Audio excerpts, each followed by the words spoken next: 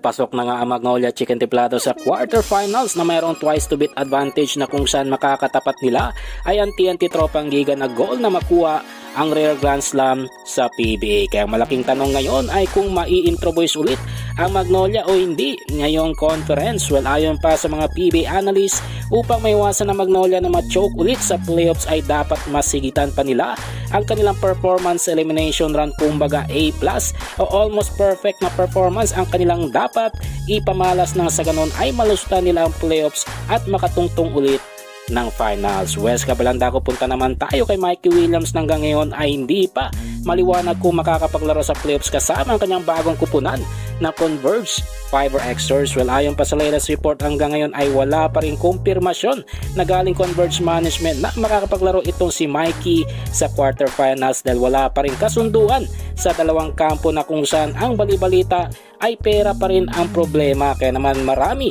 ang nagsasuggest na dapat tuluyang iban nito si Mikey Williams sa PBA nang sa gunon ay ma-realize neto kung ano ang kanyang sinayang na opportunity.